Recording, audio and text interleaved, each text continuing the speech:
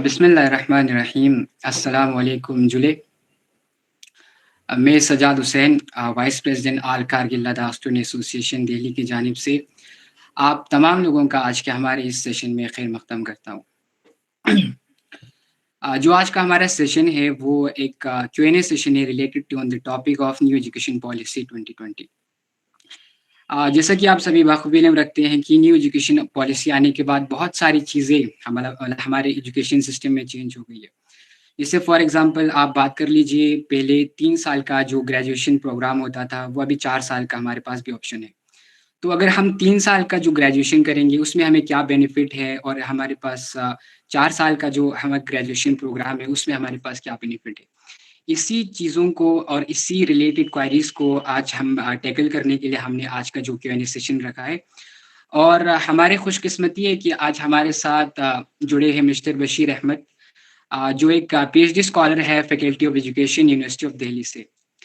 इनका academic focus education policy और practice पर रहा है और ये स्टूडेंट्स के एकेडमिक कंसर्न्स को समझने और इनको गाइड करने का वैल्यूएबल तजुर्बा रखते हैं। तो बहुत-बहुत शुक्रिया काका बशीर, आप आज हमारे साथ जुड़े एक शॉर्ट नोटिस पर। तो हमारे Q&A सेशन को आगे बढ़ाने से पहले मैं दावत देना चाहूँगा मिस्टर बशीर को कि आप न्यू एजुकेशन पॉलिसी के ऊपर एक न्यू एजुकेशन पॉलिसी पर रिलेटेड एस्पेक्ट्स पे गाइड करें थोड़ा। उसके बाद हम अपना जो सेशन है वो स्टार्ट करेंगे Q&A सेशन। शुक्रिया, काका बशीर। औज़ु बिल्लाहि मिनश्शैतानिर्रजीम। बिस्मिल्लाहिर्रहमानिर्रहीम। अस्सलाम वालेकुम और जुले आप सब स्टूडेंट्स का department of education all Kargil student association Delhi के इस प्लेटफॉर्म पर आप सबका वेलकम करते हैं। और आज हम कोशिश करेंगे कि जो न्यू एजुकेशन पॉलिसी 2020 है उसमें जो अभी एडमिशन रिलेटेड इश्यूज है, कंसर्न्स है, क्वेरीज है, स्टूडेंट कंफ्यूज है, जितना हो सके हम टैकल करने की कोशिश करेंगे। और क्योंकि कोई भी पॉलिसी जो है बहुत ही इंटेंस रिसर्च के बैकग्राउंड में आता है, बहुत से डिलिब्रेशंस होते हैं, डिस्कशंस होता है, हायर लेवल पे एकेडमिक्स लेवल पे बहुत से थिंक टैंक जुड़ते हैं, इसके बाद एक पॉलिसी आता है। तो NEP 2020 भी कोई आजकल 1-2 दिन में आया हुआ पॉलिसी नहीं है। इस पे बहुत सालों से डिलिब्रेशन चल रहे थे, बहुत सालों से डिस्कशन चल रहे थे। तो हम थोड़ा बैकग्राउंड में समझने की कोशिश करेंगे आप लोगों के क्वेश्चंस लेने से पहले कि एक्चुअल में पॉलिसी होता क्या है। पर्टिकुलरली जब आप एजुकेशन बैकग्राउंड से अगर आप लोगों को नहीं है तो शायद आप लोग नहीं समझ पाएंगे कि एजुकेशन एक पॉलिसी क्यों चाहिए होता है किसी भी एजुकेशन सिस्टम में। तो हाँ, जब से इंडिया इवन कि प्री इंडिपेंडेंस में इंडिया के पास एजुकेशन पॉलिसीज थे और एजुकेशन इंडिपेंडेंट के बाद जो सबसे बड़ा जो पॉलिसी इंडिया के पास थे वो कोठारी कमीशन, दौलत सिंह कोठारी जिसका चेयरमैन था, उसके अंडर में 1964-66 कमीशन जिसको बोलते हैं Kothari commission, Indian education commission भी जिसको बोला जाता है। तो उस कमेटी ने जब स्टडीज किया इंडिया एजुकेशन सिस्टम को तो उसने कुछ चीज़ें पाए जो उस टाइम के हिसाब से 1964 की जब हम बात करें तो 50-60 साल पहले की बात कर रहे हैं। तो ये रियलाइज किया उन्होंने कि कुछ चीज़ों को रिफाइन करने की, कुछ चीज़ों को ऐड करने की, कुछ चीज़ों को निकाल देने की और कुछ नए डेवलपमेंट जो एजुकेशन सिस्टम में लाने की ज़रूरत है। तो उस कमेटी के रिकमेंडेशंस पे इंडिया का जो पहला नेशनल एजुकेशन पॉलिसी बना था वो 1968 में जो है नेशनल एजुकेशन पॉलिसी पहला इंडिया का जो है नेशनल एजुकेशन पॉलिसी बना था। क्योंकि उस टाइम जो है एजुकेशन सिस्टम अभी बहुत इन्फेंसी स्टेज पे थे कि बहुत से जगह पे अभी एजुकेशन पहुंचा नहीं था। वुमेन्स एजुकेशन बहुत बड़ा कंसर्न था इंडिया में, पोवर्टी बहुत बड़ी इशू थी, एक्सेसिबिलिटी बहुत बड़ी इशू थी। तो उस जो पर्टिकुलर 1968 का जो पॉलिसी है उसने एक्सेसिबिलिटी पे बहुत ज़्यादा फोकस किया है कि हम कैसे मैक्सिमम स्कूल्स खोलें, मैक्सिमम स्टूडेंट्स का एडमिशन कराए, मैक्सिमम स्टूडेंट जो है हम रिटेन कर पाए क्लासरूम में और हमारा जो ग्रोस इनरोलमेंट रेशियो है, GR जो है, हम कैसे इसको बढ़ाए। उसके बाद 1986 का पॉलिसी आता है, जो दूसरा नेशनल एजुकेशन पॉलिसी है इंडिया का, और उसका 1992 जो है प्लान ऑफ एक्शन जिसको बोला जाता है पॉलिसी का, 1986 का प्लान ऑफ एक्शन जिसको इम्प्लाई करने के लिए उस पॉलिसी को 1992 में जो प्लान ऑफ एक्शन आया था, तो उसने भी उस टाइम के हिसाब से कि जिस टाइम में ये पॉलिसी आया है, जब मार्केट जो है लिबरलाइज नहीं हुआ था, मार्केट जो फ्री नहीं थे, बहुत से कंट्रीज कन्फाइंड थे, तो उस हिसाब से उसने अपने पॉलिसीज बनाए हैं, और जो अभी तक चल रहे थे 1920 तक। तो क्योंकि हर ज़माने में हर टाइम की अपनी नीड्स होती है, अपनी जो है इम्पोर्टेंस होती है किसी भी चीज़ का, किसी भी स्पेसिफिक टाइम में। तो 1986 और 1920 के बीच में अगर हम देखें तो ये पॉलिसी ऑलमोस्ट 36-37 ईयर के बाद एक जो है प्रॉपर पॉलिसी आया है इंडिया में। तो अभी तक जो भी पॉलिसी चल रहे थे वो 1986 पॉलिसी जो रिकमेंडेशंस है उस पॉलिसी के, उसी की बेस पे पर्टिकुलरली जब हम स्ट्रक्चर की बात करें, 10+2+3 हमारा एजुकेशन स्ट्रक्चर था, 3 लैंग्वेज फार्मूला की बात करो, या हमारे जो टेक्स्ट बुक की बात करो, कौन डिसाइड करेगा कि टेक्स्ट बुक कौन बनाएगा, तो ये सब जो है 1986 ने जो है कैटर किया था, जो अभी तक चल रहे थे। तो अभी जो जिस टाइम पे आप लोग, जिस फेज में आप लोग पर्टिकुलरली, जब आप यहाँ पे जितने भी पार्टिसिपेंट हैं, पर्टिकुलरली आप स्टूडेंट जो आप के एज ग्रुप है, आप लोगों को जिस एज में आप लोगों ने इस एकेडमिया में आया है, इस सिस्टम में आया है, ये बहुत ही एक ऐसा सिस्टम है। एक टाइम पे देखिए चीजें स्टैटिक रहते थे, रिलेवेंट रहते थे, 15-20 साल के लिए एक चीज रिलेवेंट रहते थे। फॉर एग्जांपल अगर आपने कोई कोर्स किया, फॉर एग्जांपल BA किया, MA किया, तो 15-20 साल के लिए वो कोर्स रिलेवेंट रहते थे। लेकिन अभी क्या है, बहुत से बुक्स अगर आप लोग स्टडी करते हैं, आप एक्स्ट्रा रीडिंग्स करते हैं, तो एक बुक है फ्यूचर शॉक करके, टॉफलर की बुक है। उसने ये प्रेडिक्शन किया है 1980s में ऑलमोस्ट कि एक ऐसा टाइम आएगा जहां पे आपकी रिलेवेंस जो है बहुत शॉर्ट टाइम के लिए होगा। कोई भी चीज आप आज करोगे, कल उसका रिलेवेंस खत्म हो जाएगा, क्योंकि सोसाइटी इतने जल्दी जो है इवॉल्व होंगे और इतनी जल्दी ग्रो होंगे, इतने फास्ट पेस पे ग्रो होंगे कि आप उसको नहीं कर पाओगे कि एक्चुअल में सोसाइटी में चेंजेस कैसे हो रहा है। तो इन चीजों को मद्देनजर रखते हुए जो 2020 का नेशनल एजुकेशन पॉलिसी है, पर्टिकुलरली आपके आर्टिफिशियल इंटेलिजेंस पे फोकस करता है, आपकी मल्टी डिसिप्लिनरी पे आपके फोकस करता है कि आप एक सब्जेक्ट में कन्फाइन मत रहो। अगर आप मेजर आपका साइंस है तो आप आर्ट्स से, आप ह्यूमैनिटीज से, आप कॉमर्स से आप सब्जेक्ट जो है वो पढ़ सकते हैं। तो जो मार्केट का डिमांड है, पर्टिकुलरली जो NEP 2020 है, वो जो अभी का जो कंटेम्प्रेरी 21st सेंचुरी का जो आपका डिमांड है, मार्केट का डिमांड है, क्योंकि एजुकेशन को आप हमेशा मार्केट की पर्सपेक्टिव से देखना चाहिए, क्योंकि ये एजुकेशन जो है मार्केट डिसाइड करता है कि आप क्या पढ़ेंगे और मार्केट में क्या रिलेवेंस है। आपकी डिग्री जो है, जो भी डिग्री आप कर रहे हो, वो आप अल्टीमेटली जो आपको मार्केट के लिए कर रहे हो, प्रिपेयर कर रहे हो आपको, कि आपको जाके आगे फ्यूचर में आपकी जॉब के लिए क्या प्रोस्पेक्ट है उस डिग्री को लेके। अगर आप BA 3 ईयर करोगे तो आपका फ्यूचर में क्या स्कोप है, 4 ईयर करोगे क्या स्कोप है, रिसर्च करोगे क्या स्कोप है, आप प्रोफेशनल कोर्स में जाओगे तो आपका क्या स्कोप है। तो इन चीज़ों को मद्देनजर रखते हुए ये पॉलिसी आया हुआ है।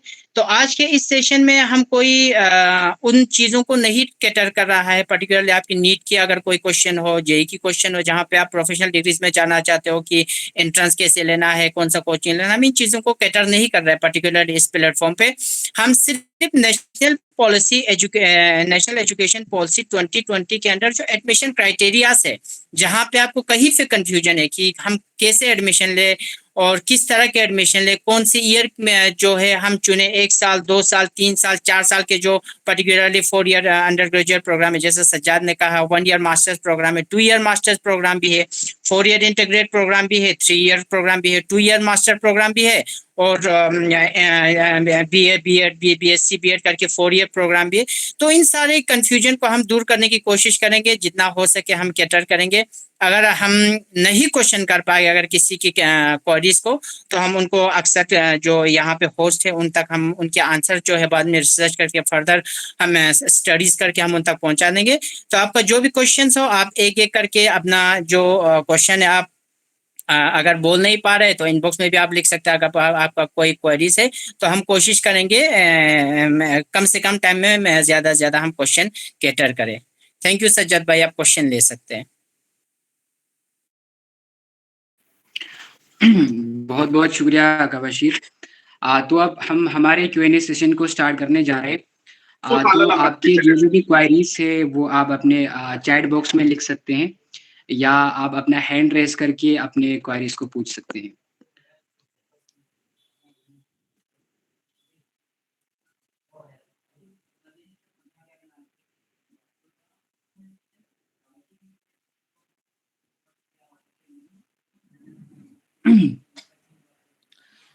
तो एक क्वेश्चन मेरा भी था कबशीर, कि जैसे पहले भी हमने बात की फोर्थ ईयर ग्रेजुएशन प्रोग्राम के बारे में और 3 ईयर ग्रेजुएशन प्रोग्राम के बारे में। तो अभी जो फर्स्ट बैच आ रहा है फोर्थ ईयर ग्रेजुएशन प्रोग्राम के लिए, आज इस साल फर्स्ट बैच जो जा रहा है, तो उनके लिए क्या-क्या फ़ायदा होगा, और जो 3 ईयर का जो अभी भी जो पुराना वाला करेंगे उनके लिए क्या फ़ायदा होगा? क्या प्रोज़ और कॉन्स रहेंगे इसके बारे में?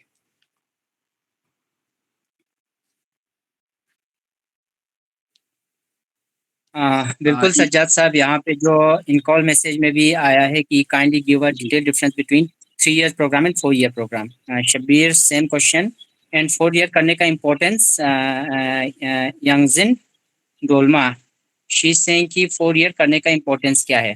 फातिमा का क्वेश्चन हम बाद में टैकल करेंगे क्योंकि थोड़ा लंबा है। तो जो 4 आपके क्वेश्चन को लेके जो 4 क्वेश्चन थे वो ऑलमोस्ट सेम क्वेश्चन है कि हम 3 ईयर और 4 ईयर के जो अंडर ग्रेजुएट प्रोग्राम है तो उसको करने का इम्पोर्टेंस क्या है, क्या रिलेवेंस है। तो जी। सबसे पहले जो मैंने आप लोगों को जो चीज़ कही वो आप सब ध्यान में रखें कि एजुकेशन को हमेशा मार्केट के पर्सपेक्टिव से देखो, और पॉलिसी भी जो है एजुकेशन को हमेशा मार्केट के पर्सपेक्टिव से देखा है।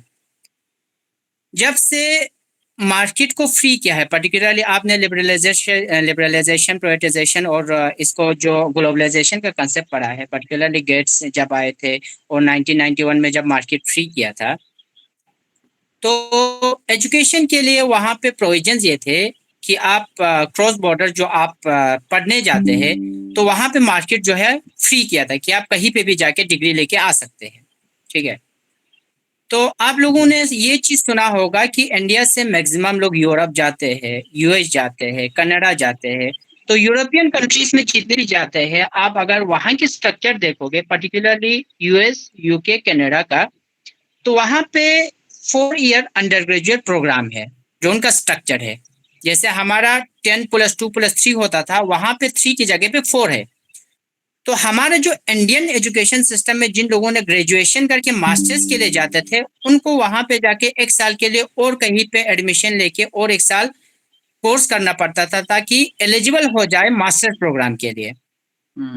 तो जो एनईपी 2020 है उसने इस चीज को समझा कि अगर आप इंटरनेशनल मार्केट की बात करेंगे, क्योंकि किसी भी इंस्टीट्यूट को अभी हर जगह ये बोला जाता है कि internationalisation of education, internationalisation of higher education, कि जब तक आप अपने एजुकेशन सिस्टम को इंटरनेशनल जो सिस्टम है, जो वहाँ की स्ट्रक्चर है, उसके साथ सिंक नहीं करोगे, रिलेवेंस नहीं रखोगे, तो वो इंटरनेशनल लेवल पे आपके जो स्ट्रक्चर है वहां पे इशू क्रिएट कर रहा है। तो उस चीज को समझते हुए जो नेशनल एजुकेशन पॉलिसी ने सबसे एक अगर बड़ा चेंज जिसको कहे तो 4 ईयर अंडर ग्रेजुएट प्रोग्राम का स्ट्रक्चर जो चेंज किया है ये है। इसमें आप लोगों को दो तीन चीजें बहुत इंपॉर्टेंटली समझने की जरूरत है। 3 ईयर अंडर ग्रेजुएट प्रोग्राम की अपने रिलेवेंस से वो कहीं नहीं जा रहा है, जो पहले था वही है। अगर कोई 3 year for example 4 year undergraduate programme है, वहां पर आपको मल्टीपल एंट्री एग्जिट का ऑप्शन है कि आप जो है फर्स्ट ईयर के बाद अगर आप एग्जिट कर रहे हो तो आपको सर्टिफिकेट के साथ आपको एग्जिट कर सकते हैं। 2 ईयर करोगे तो आपको डिप्लोमा मिलेगा, ईयर करोगे आपको 3 ईयर डिग्री मिलेगा। 4 ईयर कंप्लीट करोगे उसमें 2 प्रोविजंस है। एक प्रोविजन ये है कि आप ऑनर्स करोगे under graduate, 4 year under graduate honours करोगे, या 4 year under graduate with research करोगे। ये 2 चीज बहुत इंपॉर्टेंट है, इन 2 चीजों को नोट करो और इन 2 चीजों में डिफरेंस समझो। 4 ईयर अंडर ग्रेजुएट प्रोग्राम में आपको 2 ऑप्शन, थर्ड ईयर के बाद जो है आपके पास 2 ऑप्शन आते हैं, आप ऑनर्स करोगे या आप रिसर्च करोगे। 4 ईयर में चौथे साल में आप रिसर्च स्पेसिफिक रहोगे या आपने जो एरिया है उसको फर्दर जो है स्पेशलाइजेशन करोगे। तो आपको 2 तरह के डिग्री मिलेंगे 4 साल के बाद, विथ ऑनर्स विथ अपनी सब्जेक्ट में और विथ स्पेशलाइजेशन इन रिसर्च। आपको 4 ईयर अंडर ग्रेजुएट के बाद रिसर्च के लिए जाने के लिए आपका CGPA 7.5 दैट मीन्स 75% आपकी जो है पहले 3 साल के अंडर ग्रेजुएट प्रोग्राम में आपका CGPA 7.5 और विथ अगर आप CGPA 7.5 लाते हो या ग्रेड A या A+ अगर आप लाते हो तो आप एलिजिबल है 4th year undergraduate programme के जो 7 और 8 सेमेस्टर है वहां पे आप रिसर्च जो है वो कैरी करे। ठीक है, तो आपका जो क्वेश्चन था रिलेवेंस क्या है उन दोनों में, तो ये है कि आप 4 ईयर अंडर ग्रेजुएट, बहुत से स्टूडेंट्स हमारे इंडिया के पर्टिकुलरली ग्रेजुएशन के बाद मास्टर्स के लिए फॉरेन चले जाते हैं। तो फॉरेन जाने के लिए आपको अलग से कोई भी अलग से कोर्स करने की जरूरत नहीं पड़ेगी। आपको जो इंडिया का 4 ईयर का जो अंडर ग्रेजुएट स्ट्रक्चर है अगर वो आप 8 सेमेस्टर करते हो तो आप डायरेक्ट जाके फॉरेन की किसी भी यूनिवर्सिटी में आप मास्टर्स प्रोग्राम के लिए एडमिशन ले सकते हो। 3 ईयर प्रोग्राम के अपने रिलेवेंस है। 3 ईयर के बाद अगर आप मास्टर्स के लिए जाना चाहते हो तो जो ट्रेडिशनल 2 ईयर मास्टर्स डिग्री थे वो आप 2 ईयर मास्टर डिग्री कर सकते हैं। यहाँ पे आप 4 ईयर अगर अंडर ग्रेजुएट करते हो तो वहां पे आपको मास्टर डिग्री जो है वो 1 साल के लिए ही करना पड़ेगा। मेजर जो डिफरेंस है वो ये है। तो फर्दर जो न्यूआंसेस है, जो छोटे छोटे जो टेक्निकलिटीज है और डिफरेंसेस है वो हम फर्दर क्वेश्चन में टैकल करेंगे। जी, बहुत शुक्रिया बशीर साहब। तो इसी के रिलेटेड एक क्वेश्चन है शब्बीर हुसैन का कि सर को क्या हम कह सकते हैं कि हमारा education system western education system को फॉलो कर रहा है?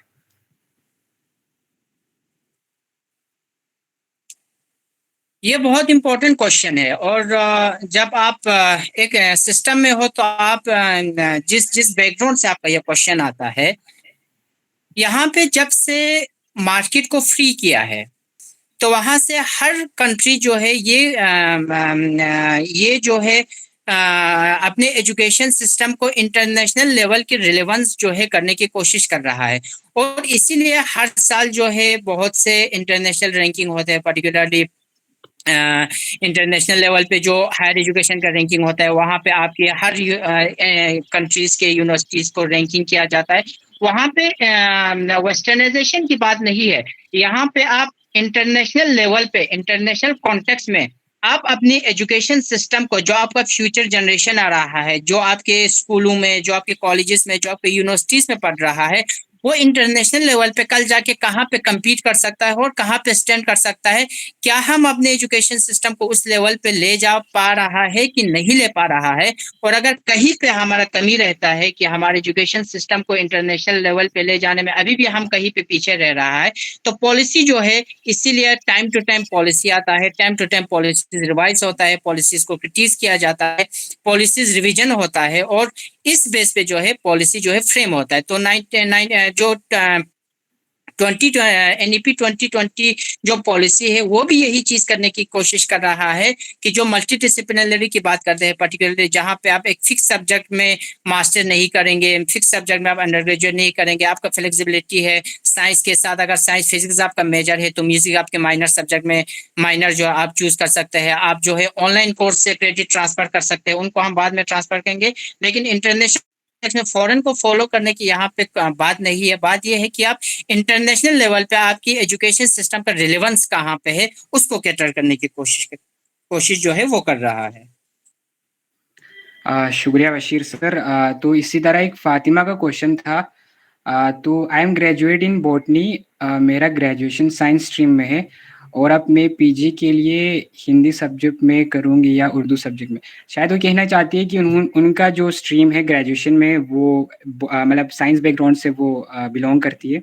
तो अगर वो अभी अपना स्ट्रीम चेंज करके या उर्दू या हिंदी में वो चेंज करेगी तो उनके लिए क्या मतलब स्कोप होगा या ओपन होगा? Is it beneficial? और I think Fatima is trying to say that.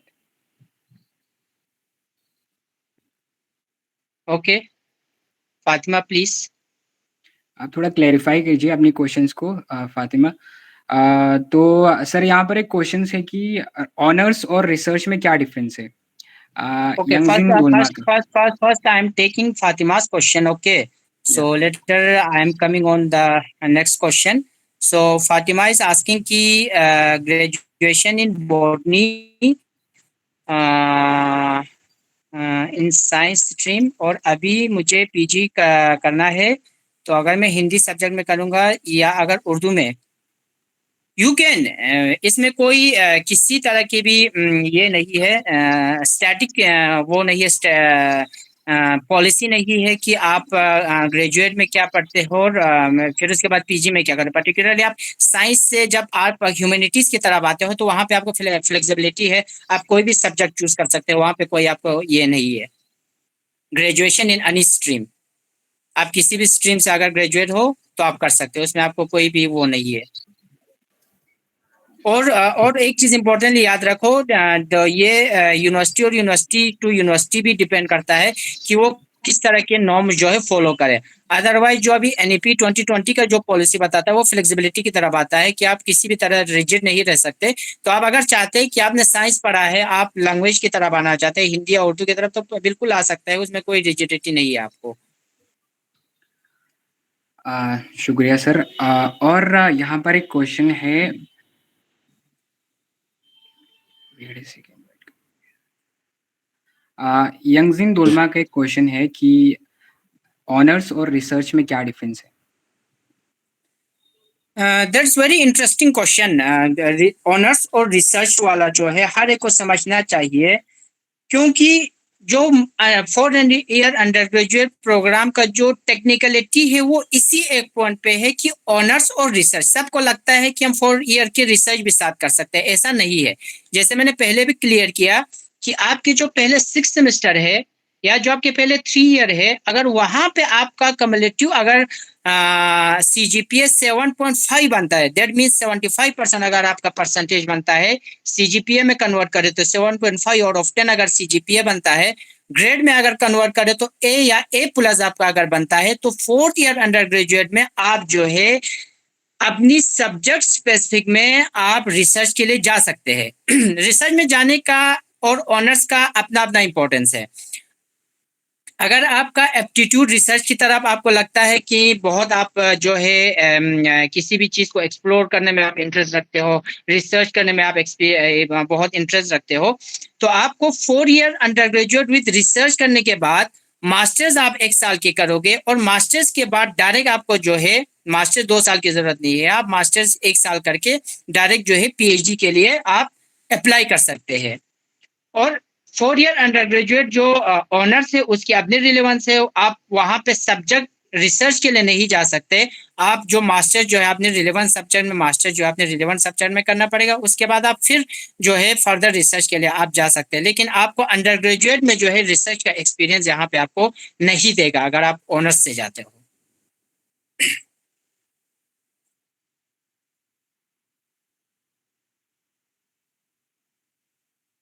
हाँ सज्जाद, एनी अदर क्वेश्चन? जी बहुत शुक्रिया काबशीर।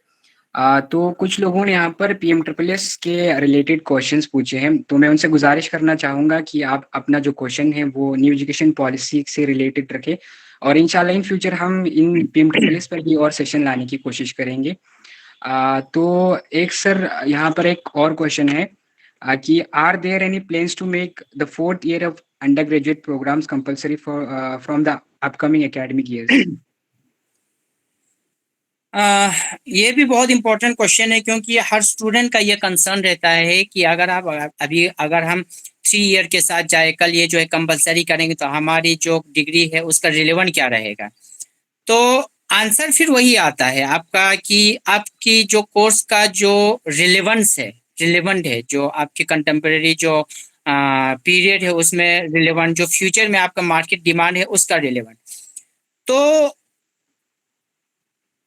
जो आपका स्पेसिफिक जो ये है कि क्या कंपलसरी कर सकते हैं, क्योंकि एक पॉलिसी को इम्प्लीमेंट करने में बहुत साल लग जाते हैं। फॉर एग्जांपल अगर आप 4 ईयर अंडर ग्रेजुएट प्रोग्राम की बात करें तो कुछ गिने चुने यूनिवर्सिटीज है अभी जो 4 ईयर अंडर ग्रेजुएट प्रोग्राम चला रहा है।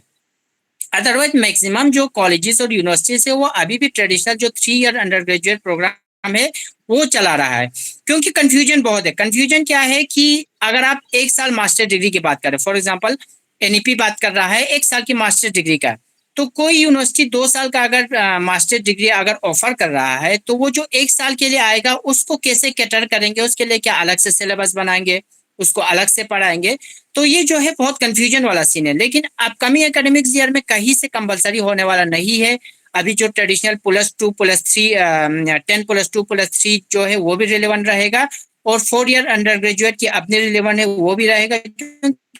अभी आप जो भी रिक्रूटमेंट आ रहा है वहाँ पे आपके लिए 2 ऑप्शंस आ रहा है, 4 ईयर अंडर ग्रेजुएट प्रोग्राम या 3 ईयर अंडर ग्रेजुएट प्रोग्राम, वो दोनों ऑप्शंस आ रहे हैं। तो कहीं से कमिंग एकेडमिक ईयर में अभी तो कंपलसरी होने वाला नहीं है, क्योंकि इस मास लेवल पे, क्योंकि इंडिया का एजुकेशन सिस्टम जो है second largest higher education system है, तो इतने बड़े एजुकेशन सिस्टम में इस पॉलिसी को इम्प्लीमेंट करना और एक स्ट्रीम लाइन में चलना जो है अभी बहुत चैलेंजेस है।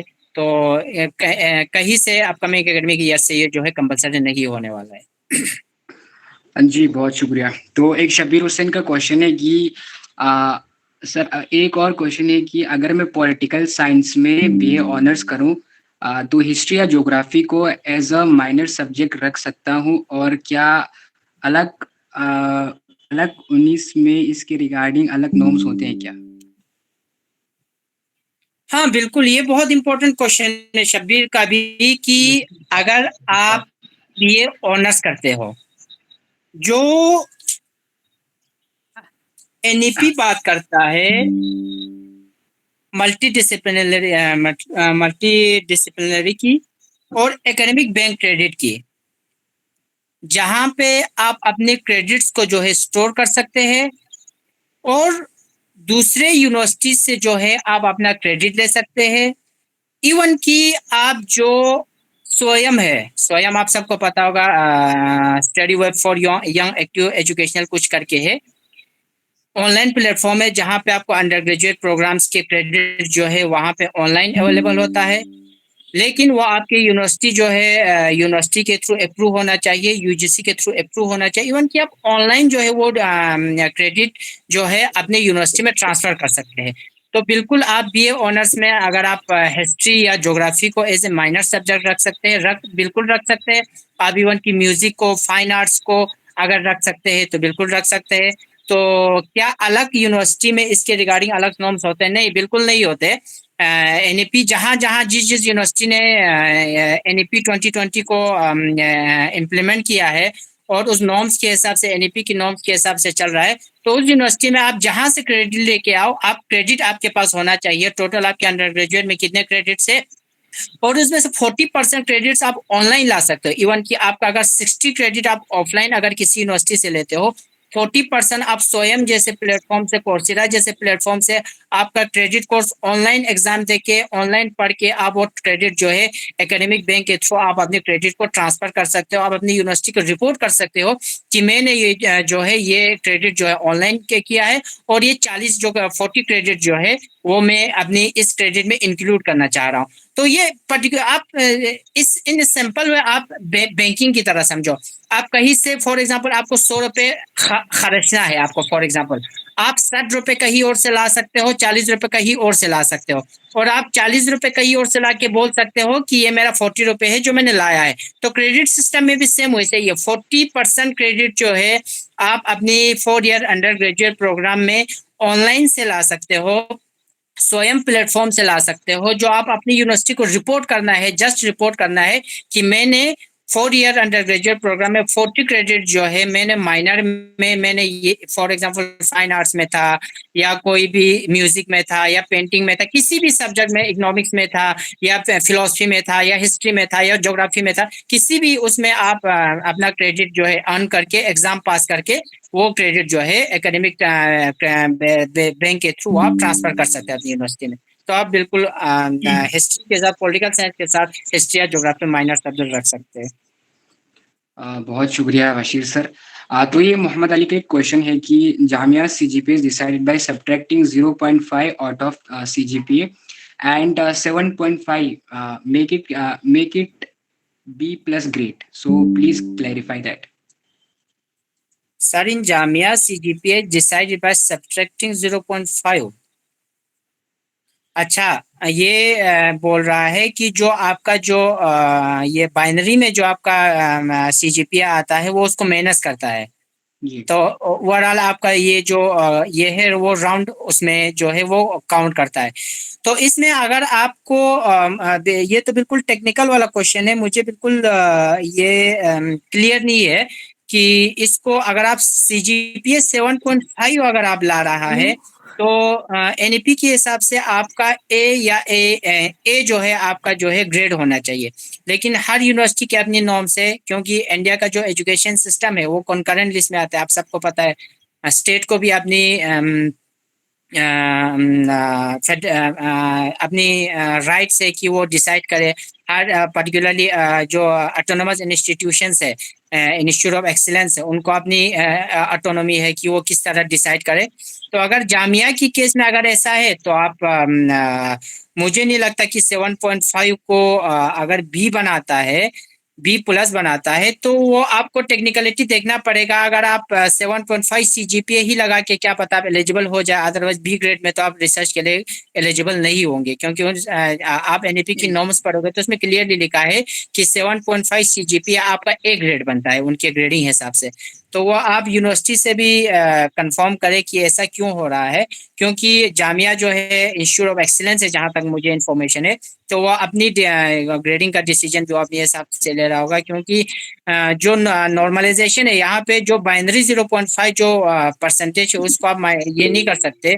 कोई भी यूनिवर्सिटी आपको ये नहीं बोल सकती कि हम राउंड में ही फिगर लेंगे, तो राउंड फिगर की वजह से कर रहा होगा। अदरवाइज आप यूनिवर्सिटी को कंफर्म करें प्लीज, मैं इसको क्लियरली नहीं बता सकता कि आप एक्चुअल में इसको कैसे टैकल करना है। जी बहुत शुक्रिया। और यांगजिंग डोलमा का एक और क्वेश्चन है कि अगर 7.5 CGPA है और उससे ज्यादा है तो हम PhD डायरेक्ट नहीं कर सकते सर? Question mark. नहीं, क्योंकि आपको रिसर्च जो है 7.5 आपको एलिजिबल बनाता है under graduate research 4 year 7 semester और 8 सेमेस्टर में आपको रिसर्च करने के लिए आपको एलिजिबल बनाता है, आपको डायरेक्ट PhD के लिए एलिजिबल नहीं बनाता। तो उसके बाद आपको 1 साल की मास्टर डिग्री करना ही करना है, उसके बाद आप PhD के लिए जो है वहां पे आपका 1 ईयर जो मास्टर्स में 2 ईयर का जो ट्रेडिशनल मास्टर डिग्री होता है वो आपको रिड्यूस होकर सिर्फ 1 ईयर रह जाएगा, और डायरेक्ट जो है रिसर्च एक्सपीरियंस के साथ आप डायरेक्ट PhD में जो है वो आप इंटर कर सकते हैं। जी बहुत शुक्रिया। और मोहम्मद हुसैन का एक क्वेश्चन है, do we need to compulsory complete 1 year master before going for research और can one directly go for research after 4 year graduation? No, you need to, the question is same with Yangzen Dolma. So you need to complete the master's degree first before going for, apply for PhD. So the 4 year undergraduate program जो है वो under graduate है ना कि master है। Master is another thing, masters degree is another thing. यहाँ पे आपको 4 ईयर में मास्टर्स है, 1 साल की रिसर्च एक्सपीरियंस से आपको मास्टर में 1 साल का जो है एग्जामेशन मिलता है ना कि पूरा मास्टर डिग्री आपको एग्जाम करके आपको PhD में जाना है। So you have to first complete 1 year of masters degree. It's also depend on the university to university. अभी भी कोई भी इंडिया में कोई भी यूनिवर्सिटी 1 year मास्टर्स प्रोग्राम नहीं चला रहा है। This you need to keep in your mind कि इंडिया में अभी तक कोई भी यूनिवर्सिटी जो है 1 year मास्टर्स प्रोग्राम नहीं चला रहा है। एक्सेप्शनल केस में चला रहा होगा जो मेरे अगर इंफॉर्मेशन में नहीं है, तो अदरवाइज कोई भी यूनिवर्सिटी जो है अभी तक 1 ईयर मास्टर प्रोग्राम नहीं चला रहा है। Maybe in coming year initiate करे university, particularly private universities initiate करे इस चीज को, क्योंकि उनको स्टूडेंट्स चाहिए, उनको पब्लिक चाहिए, तो आपको मास्टर्स डिग्री तो करना पड़ेगा 1 साल का। जी, बहुत शुक्रिया। और नुसरत फातिमा के क्वेश्चन है, sir considering the current market, how important is it to learn multiple languages and also under NEP 2020 what is the role of language education? Are there any recognized degrees or certification in language studies under NEP 2020? Additionally, is there any provision for shorter term language courses or degrees that students can alongside their undergraduate or postgraduate studies? This is a bit technical question from Nusrat Fatima. So she's very specific about language education. Okay. So current जब आप NEP की बात करते हैं, NEP जो है मल्टीलैंग्वेलिज्म की बात करते हैं, जहाँ पे वो किसी लैंग्वेज को स्पेसिफिक नहीं बनाता। लेकिन जो नुसरत फातिमा की अंडरस्टैंडिंग है, that's very deep, what I am understanding is कि अगर आप एजुकेशन को इंटरनेशनल कॉन्टेक्स्ट में देखें तो जो ये मल्टीलैंग्वेलिज्म की बात आते हैं वो बेक में चला जाता है, क्योंकि आप इंटरनेशनल कॉन्टेक्स्ट में कहीं पे आपका हिंदी नहीं चलता, कहीं पे आपका मदर टंग नहीं चलता, you have to learn English, okay? So you have to fluent in English. You need to learn. You need to make communicate in English. तो वहाँ पे इंटरनेशनल मार्केट में, पर्टिकुलरली कंटेम्प्रेरी मार्केट की contact में, multiple language का कोई मुझे नहीं लगता रिलेवेंस है। अदरवाइज जो इंग्लिश लैंग्वेज है, आप जितने भी पर्टिकुलरली यूरोपियन कंट्रीज में, जो पर्टिकुलरली इंडिया वाले मैक्सिमम जो साउथ एशियन कंट्रीज वहाँ पे जाते हैं, तो English is the most important language. Okay, तो एनईपी के हिसाब से कोई भी what is the role of language education और रिकॉग्नाइज्ड डिग्री सर्टिफिकेट तो आपको खुद से एक्सप्लोर करना पड़ेगा। I am not sure, particularly EFLU जो है बहुत से कोर्स चलाता है लैंग्वेज एजुकेशन पे, और आप आपके मास्टर डिग्री के साथ अगर आप रेगुलर कर रहे हो तो आप डिस्टेंस के थ्रू भी आप एक डिग्री जो है या सर्टिफिकेट कोर्स कोई भी जो है वो आप along with your रेगुलर जो डिग्री है उसके साथ कर सकते हैं।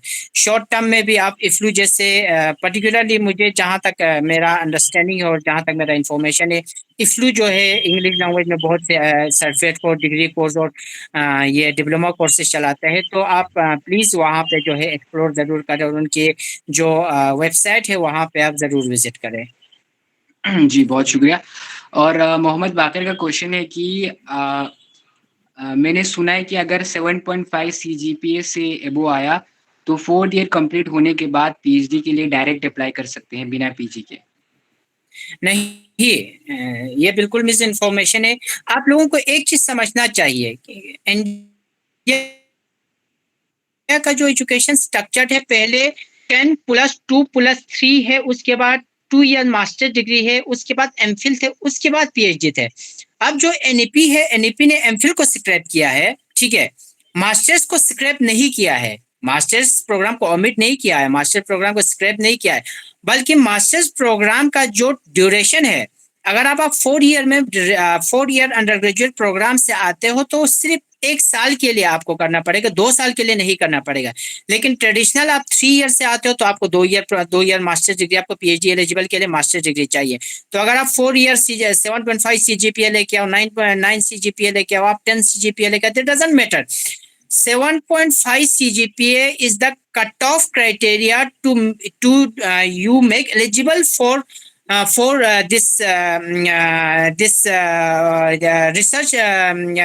research program in the 4th year of your undergraduate program, जहाँ पे आप 7 और 8 सेमेस्टर में आप रिसर्च एक्सपीरियंस ले सकते हो अपने पर्टिकुलर डिपार्टमेंट से, या अगर आपके पर्टिकुलर डिपार्टमेंट में आपके सब्जेक्ट स्पेसिफिक अगर कोई प्रोफेसर नहीं है, टीचर नहीं है, तो कोई भी दूसरे इंस्टीट्यूट के साथ जो जिसमें आपकी यूनिवर्सिटी ने, आपके डिपार्टमेंट ने एमओयू किया है, आप वहां से उसको आपके एज ए सुपरवाइजर, आपके एक्सटर्नल जो है वो उनके अंडर आप रिसर्च कर सकते हो। तो आपको 1 ईयर मास्टर डिग्री एग्जेम्प्टेड नहीं है, आपको 1 ईयर मास्टर डिग्री तो 4 ईयर अंडर ग्रेजुएट प्रोग्राम के बाद आपको करना है। Okay, thank you sir. मुझे लगता है ये डाउट काफ़ी स्टूडेंट्स को रहा होगा कि जैसे हमने सुनने को मिला था कि 7.5 सीजीपीए आप अगर लाते हो 4th ईयर में तो आप डायरेक्टली पीएचडी कर सकते हो। तो उसके बाद एक और क्वेश्चन है यंगजिन दोलमा का, sir what do you suggest that which one is better do master and do 4th year? कि ये पूछ रही है कि 4th ईयर वाला ग्रेजुएशन बेटर है कि या मास्टर्स जो जो 2 साल के लिए होता है? इट्स डिपेंड टू इंडिविजुअल के अगर आपको लगता है कि 3 ईयर में अगर आपको लगता है कि मुझे ऑनर्स नहीं करने है या रिसर्च एक्सपीरियंस नहीं चाहिए, मुझे सिंपल जो है ट्रेडिशनल मास्टर्स डिग्री करना है, तो आप डायरेक्ट ग्रेजुएशन से मास्टर्स में जाओ। अगर आपको ऑनर्स करना है या विद इन अंडर ग्रेजुएट को बहुत से जगह पे ऐसे होता है, ये भी आपको सोचने की जरूरत है कि पर्टिकुलरली कंसल्टेंट की बात करें या कोई भी जो अभी मार्केट में जो जॉब्स आ रहा है वो वहाँ पे रिसर्च एक्सपीरियंस मांगते हैं 1 साल का। वहाँ पे आपको 4 year under graduate with research experience अगर आप पास आउट होते हो, मे भी बहुत से जगह पे आपको प्रेफरेंस मिले रादर देन आप ग्रेजुएट प्लस मास्टर्स जाए, क्योंकि मास्टर्स में आपको एट्थ मास्टर्स के 4th सेमेस्टर में आपको 6 महीने के लिए आपको रिसर्च जो है डिसर्टेशन देते हैं। लेकिन जो अंडर ग्रेजुएट 4 ईयर है वहाँ पे 1 साल पूरे आपको रिसर्च के लिए डेडिकेट करेंगे, आपको पूरा डिसर्टेशन लिखवाएंगे, आपको रिसर्च के जो बेसिक्स है वो पढ़ाएंगे, और एक एक्सटर्नल के थ्रू आप एक जो है फुल जो एक डिसर्टेशन जो है वो कंप्लीट करेंगे। तो 4 ईयर करने के बाद में भी जॉब मार्केट में आपको जो है कहीं पे एज मिले कहीं पे प्रेफरेंस मिले, ये हो सकता है। तो otherwise both are same. Masters आप मास्टर्स से जाओ, 4 ईयर के बाद आप मास्टर्स में चले जाओ। जी, बहुत शुक्रिया। और फातिमा का एक क्वेश्चन है कि sir can you please suggest which one subject is better to do PG, Hindi या उर्दू? एंड आगे आगे के लिए भी अगर एनईटी एग्ज़ाम देना हो तो, नेट देना हो तो? So Fatima, it's depend on you कि आप कौन से, क्योंकि this both is the this modern Indian language, okay, Hindi और उर्दू दोनों, कि आप कौन से लैंग्वेज में आप ज़्यादा फ्लुएंट हो। और पर्टिकुलरली आप उस पर्सपेक्टिव से देखो, अगर आपका इंग्लिश पे होड़ अच्छा है तो ट्रांसलेशन बहुत से, अभी बहुत से एनसीईआरटी की बात करो या एनसीटी की बात करो, वहाँ पे आपको ट्रांसलेटर का या कोई भी स्टेट गवर्नमेंट का ट्रांसलेटर का पोस्ट बहुत आते हैं, हिंदी से उर्दू या इंग्लिश से हिंदी या इंग्लिश से उर्दू। तो जिस लैंग्वेज पे आपका ज़्यादा होल्ड है, जिस लैंग्वेज को आप बहुत अच्छे से समझते हो, जिस लैंग्वेज में आपके ग्रामर अच्छे हैं, न्यूआंसेस आप बहुत अच्छे से समझते हो लैंग्वेज के, तो आप मैं तो ये सजेस्ट करूंगा कि आप उस लैंग्वेज को प्रिपेयर करें जहाँ पे आप कंफर्टेबल हो, ना कि मार्केट आपसे क्या चाहता है या लोग आपसे क्या चाहते हैं। शुक्रिया सर। एक और क्वेश्चन है सईद हसन की तरफ से। सर मान लेते हैं कि अगर हम 4 इयर्स कर लिया तो हमने 1 साल रिसर्च या ऑनर्स करने को मिलेगा और हमने 1 साल में अपना मास्टर हो जाएगा। तो क्या आपको नहीं लगता कि उससे हमारा मास्टर्स पे फ़र्क पड़ेगा? क्योंकि 1 साल में master it would be so fast same goes with the 4th year. Please अपनी राय दें। कंटिन्यूइंग कहीं दोनों अधूरा ना रह जाए। This is the most important point and most concerning point of the critics जो इस पॉलिसी को क्रिटिक्स कर रहा है, कि इवन की जो एमफिल स्क्रैप किया है, आपको रिसर्च जो है आपको ऐसे नहीं आता है। आप रिसर्च में you have to dive deep. आप जब तक एक सब्जेक्ट के अंदर, कंसेप्ट्स के अंदर, बेसिक्स कंसेप्ट्स के अंदर आप पूरी तरह से घुसोगे नहीं, तब तक आप उस सब्जेक्ट में वहां पे आपके जो रिसर्च गैप जहाँ पे निकालते हैं, रिसर्च के अंडरस्टैंडिंग में आप जो ले आते हैं कि यहाँ पे रिसर्च की जरूरत है, पर्टिकुलरली सोशल साइंस कॉन्टेक्स्ट में जो बहुत ही वास्ट और कम्प्लेक्स सब्जेक्ट है, वहां पे ये कंसर्न क्रिटिक्स का यही रहा है कि अगर आप 1 साल के मास्टर्स ला रहे हो तो मास्टर में सिखाएंगे क्या बच्चों को, यहाँ से एडमिशन कराओ वहां से निकाल दो। तो ये क्रिटिक्स है, क्योंकि डेलिब्रेशन हुआ है इस पे भी कि हम कैसे इसको कैटर करें। लेकिन मैंने पहले भी बताया कि जब पॉलिसी बनाता है तो बहुत सी चीज़ों को ध्यान में रखते हैं, पर्टिकुलरली इंटरनेशनल कॉन्टेक्स्ट को ध्यान में रखा है कि हमारे बच्चे जब यहाँ पे 3 ईयर अंडर ग्रेजुएट करके मास्टर्स के लिए यूएस या यूके चले जाते थे तो उनको अलग से 1 साल की और डिग्री लेना पड़ता था। इन चीज़ों को ध्यान में रखते हुए इस पॉलिसी को फ्रेम किया है। तो आपकी कंसर्न बिल्कुल जेन्युइन है और क्रिटिक्स का भी यही कंसर्न है कि एक साल की मास्टर डिग्री किसी भी सब्जेक्ट में मास्टरी नहीं हो सकता। तो उनका ये कहना है कि हमने जो 4 ईयर में जो 7 और 8 सेमेस्टर में जो हम जो उनको सब्जेक्ट कंटेंट देंगे वो हाईएस्ट लेवल का होगा, उससे उनको सिर्फ मास्टर्स में 1 साल ही पढ़ना पड़ेगा। ये तो ऑलमोस्ट सेम है कि आप मास्टर अंडर ग्रेजुएट 4 ईयर करके 1 साल मास्टर्स करो या ट्रेडिशनल 3 साल करके 2 साल मास्टर्स करो। लेकिन इंटरनेशनल पर्सपेक्टिव से 4 ईयर जो अंडर ग्रेजुएट प्रोग्राम है वो ज्यादा रिलेवेंट है। हाँ जी, बहुत शुक्रिया। और यंगजिन दोलमा का एक और क्वेश्चन है कि सर 4th ईयर कंप्लीट के बाद सीयूटी देना पड़ेगा हाँ बिल्कुल, मास्टर्स करने के लिए? क्योंकि एनईपी सेंट्रलाइजेशन की बात करते हैं। जब सेंट्रलाइजेशन की बात करते हैं, कोई भी एडमिशन अभी किसी भी यूनिवर्सिटी में किसी भी कॉलेज में सीयूटी के बगैर होता ही नहीं है। तो सीयूटी तो किसी भी कोर्स में अंडर ग्रेजुएट पोस्ट ग्रेजुएट किसी भी कोर्स में आपको सीयूटी के अंडर ही जाना पड़ेगा। जी, बहुत शुक्रिया बशीर साहब। और किसी का कोई क्वेश्चन है तो आप पूछ सकते हैं, otherwise we will wrap up this session.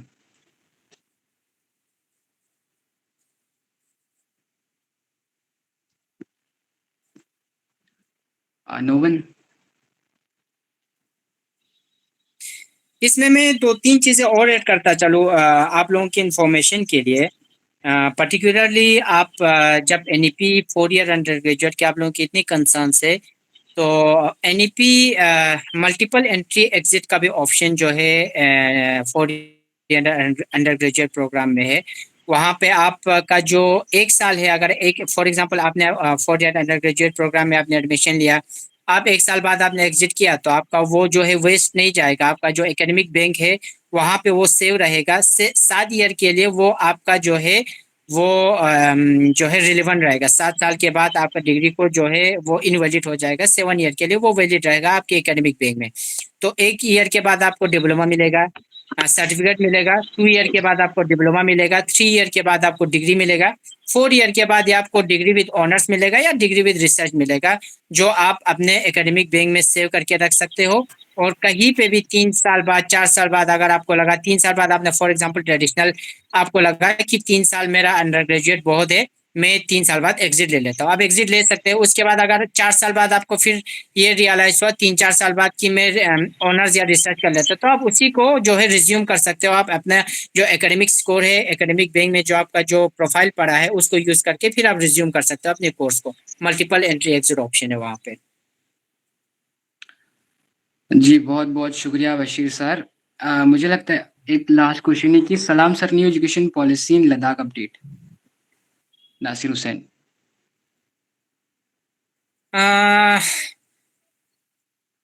New education policy Ladakh के कॉन्टेक्स्ट में स्कूल एजुकेशन और हायर एजुकेशन दोनों में इम्प्लीमेंट हुआ है। पर्टिकुलरली लद्दाख यूनिवर्सिटी इस बार के जो एडमिशन्स दे रहा है वो सीयूईटी के अंडर ले रहा है, सेंट्रलाइज एजुकेशन जो एडमिशन सिस्टम के थ्रू ले रहा है। लेकिन वहाँ पे 4 ईयर अंडर ग्रेजुएट प्रोग्राम अभी भी नहीं है। जहाँ तक मुझे याद है कि 3 ईयर का ही है लद्दाख यूनिवर्सिटी में। तो स्कूल लेवल पे भी जो भी रिकमेंडेशन है पॉलिसी का एनईपी 2020 का, वो जो है स्कूल एजुकेशन पे इम्प्लीमेंट है, उसी हिसाब से जो है वो अभी फंक्शन कर रहा है। जी, बहुत शुक्रिया। एक बहुत ही इम्पोर्टेंट क्वेश्चन और काफ़ी मुझे लगता है बहुत अच्छा क्वेश्चन पूछा है शब्बीर हुसैन ने। इन्होंने पूछा है कि सर एक और क्वेश्चन है कि मैंने सुना है कि अगर हम यूजी में फर्स्ट ईयर किसी कॉलेज में लाइक फर्स्ट ईयर पढ़ते हैं और वो कॉलेज ठीक ना लगे और हम दूसरे कॉलेज में सेम कोर्स के लिए एडमिशन लें, तो हमारा पिछले कॉलेज में जो फर्स्ट ईयर की पढ़ाई हुई जो है उस पे कोई इफ़ेक्ट नहीं पड़ता और सेकंड ईयर किसी दूसरे कॉलेज में कंटिन्यू कर सकते हैं। हाँ बिल्कुल, ये वही फ्लेक्सिबिलिटी की बात है जो एनईपी बात करता है। इवन की एनईपी ये भी बोलता है कि फॉर एग्जांपल आपने अंडर ग्रेजुएट में किसी यूनिवर्सिटी में एडमिशन लिया, ठीक जी, है, आपका 120 120 क्रेडिट आपका टोटल अंडर ग्रेजुएट का जो क्रेडिट है 120 है। 60 क्रेडिट आपने एक यूनिवर्सिटी से लिया जी, और 40 क्रेडिट आपने ऑनलाइन प्लेटफॉर्म से लिया है जी। और 20 क्रेडिट आपने किसी और यूनिवर्सिटी से लिए। तो आप दूसरे यूनिवर्सिटी को भी बोल सकते हैं कि अगर आपको ये वाला यूनिवर्सिटी ठीक नहीं लग रहा तो दूसरे यूनिवर्सिटी को बोल सकते हैं कि मुझे जो है डिग्री दे दो आपकी यूनिवर्सिटी के अंदर। ये फ्लेक्सिबिलिटी है एनईपी के अंदर, जो आप सबको जो है याद रखने की जरूरत है। तो जो शब्बीर का क्वेश्चन है जेन्युइन क्वेश्चन है, और क्योंकि अगर आप फर्स्ट ईयर में एडमिशन लेते हो, आपका सारा क्रेडिट जो है आपका एबीसी जो अकाउंट है, एकेडमिक बैंक क्रेडिट का जो अकाउंट है, वहां पे सेव होता है। फॉर एग्जांपल किसी भी हम अभी बहुत से ऑनलाइन प्लेटफॉर्म्स होते हैं जहाँ पे हम, फॉर एग्जांपल आप यूपीआई यूज करते हो, तो आपको वहां पे कुछ कॉइन्स मिल जाते हैं या आपको स्टार मिल जाते हैं, वो आपकी वहां पे सेव रहता है जब तक आपको यूज ना करें। Same exactly. चीज एकेडमिक ट्रांसफर का भी, एकेडमिक बैंक का भी वही कंसेप्ट है कि आप उसको सेव करो तो ये माना जाएगा कि आपने किया है। नेक्स्ट ईयर आप किसी दूसरे कॉलेज में जाओ, आप वहां पे जो है अपने क्रेडिट को ट्रांसफर करो। लेकिन ये कॉलेज टू कॉलेज भी डिपेंड करता है। फॉर एग्जांपल आप किसी डीयू के कॉलेज में, आप फॉर एग्जांपल एसआरसीसी में आपके कॉमर्स में आपने किसी दूसरे कॉलेज से आपने फर्स्ट ईयर किया, आपको अच्छा नहीं लगा वो कॉलेज, आपको लगता है एसआरसीसी में मैं सेकंड ईयर करूंगा, तो नहीं लेगा, क्योंकि एसआरसीसी को पता है इसका जो रैंकिंग है वो बहुत हाई है। वो किसी भी उस कॉलेज से आपको नहीं लाएगा जो उसके ग्रेडिंग सिस्टम से ये है कम हो। तो ये हो सकता है कि आपने फॉर एग्जांपल एसआरसीसी जैसे कॉलेज से आपने फर्स्ट ईयर अंडर ग्रेजुएट किया, तो आपको उसके बाद लगने लगा यार एसआरसीसी में तो उतना नहीं है, मैं थोड़ा ज्यादा रिजिड है, मैं थोड़ा दूर की कॉलेज से करता हूँ, तो वहां पे हो सकता है आपके जो एकेडमिक क्रेडिट है वो एक्सेप्ट करे और सेकंड ईयर में आपको एडमिशन दे। ये फ्लेक्सिबिलिटी है, आपका क्रेडिट नहीं कहीं नहीं जाएगा, वो क्रेडिट सेव रहेगा, आप किसी भी कॉलेज में उसको जो है वो यूज कर सकते हैं। जी सर, बहुत-बहुत शुक्रिया, क्योंकि हमारे पास वक़्त की भी कमी है और सेशन आखिर में बढ़ता जा रहा है। तो लास्ट क्वेश्चन हम लेंगे यंगज़िन दोलमा से कि सर, अगर 6th सेमेस्टर में एब्सेंट हो एक सब्जेक्ट में, तो वो 4th ईयर कर सकते हैं, प्रॉब्लम क्रिएट नहीं होगा क्या? नहीं, मुझे जहां तक लगता है जो फोर्थ ईयर की टेक्निकलिटी है उसके हिसाब से आपको थर्ड ईयर जो है वो क्लियर होना चाहिए। अगर आप फोर्थ ईयर ऑनर्स करते हो तो मुझे लगता है नहीं होगा वहां पे प्रॉब्लम, क्योंकि आप सेम जो है सब्जेक्ट में जो है ऑनर्स कर रहे हो। लेकिन रिसर्च जो है वो स्पेसिफिक आपसे सीजीपीए मांग रहा है। दैट मीन्स आपको आपका जो आपका एग्जाम जो है वो क्लियर होना चाहिए, और आपका सीजीपीए जो है 7.5 या ग्रेड ए से आप जो है पास होना चाहिए। तो अगर आप ऑनर्स कर रहे हो तो उसमें ज्यादा आपको मुश्किल नहीं होगा। अगर आपको विथ रिसर्च करने हैं तो डेफिनेटली आपको जो आपका थर्ड ईयर या सिक्स सेमेस्टर जो है आपको क्लियर होना चाहिए, कोई बैक में पेपर नहीं होना चाहिए। जी, बहुत शुक्रिया। एक नुसरत फ़ातिमा का क्वेश्चन है, हम लास्ट क्वेश्चन लेंगे। Sir, does NEP include any system और option for students to give feedback about their courses, teachers और overall learning experience? If yes, could you please explain how students can provide effective feedback? Nusrat, बात ये है कि हर system का एक ये mechanism होता है कि वो कितना इफेक्टिवली अपनी चीज़ों को इम्प्लीमेंट कर पा रहा है कि नहीं कर पा रहा है। जो स्टेक होल्डर है वो कितना समझ पा रहे हैं इन चीज़ों को, जो स्टेक होल्डर के कंसर्न है वो रिकॉर्ड करते हैं वो लोग। तो डेफिनेटली आप एनईपी के regarding particular ministry of education को, एनईपी का अपना विंग है, वहाँ पे आप इनको जो है ईमेल लिख सकते हैं। आप उनको ग्रीवांसेस अपना जो है रिपोर्ट कर सकते हैं। आपके अगर किसी कॉलेज में है तो कॉलेज का आईक्यूएसी जो आपका इंटरनल क्वालिटी एश्योरेंस सेल जो आपका सेल होता है कॉलेज के अंदर क्वालिटी को मेंटेन करने के लिए, वहाँ पे आप अपने ग्रीवांसेस जो आपके फीडबैक है वहाँ पे आप ये जो है सबमिट कर सकते हैं। आपके जो स्टेट लेवल पे जो एजुकेशन डिपार्टमेंट है, पर्टिकुलरली आपका स्टेट एजुकेशन डिपार्टमेंट या जो डायरेक्टर ऑफ हायर एजुकेशन है, वहाँ पे आप अपना ग्रीवांसेस और अपना फीडबैक जो है सबमिट कर सकते हैं। अल्टीमेटली अगर आपको डायरेक्टली करना है तो एनईपी का अपना पोर्टल है, मिनिस्ट्री ऑफ एजुकेशन का अपना पोर्टल है, वहाँ पे आप ईमेल के थ्रू उनको जो है फीडबैक जो है प्रोवाइड कर सकते हैं। जी, बहुत-बहुत शुक्रिया बशीर साहब। इसी के साथ हम आपके आज के हमारे इस प्रोग्राम को एंड पर लाते हैं। इंशाल्लाह पूरी उम्मीद है कि हमारे जो स्टूडेंट्स के डाउट और क्वेरीज़ हैं वो काफ़ी रिज़ॉल्व हो गए होंगी, और बहुत ही इन्फॉर्मेटिव और एंगेजिंग सेशन रहा।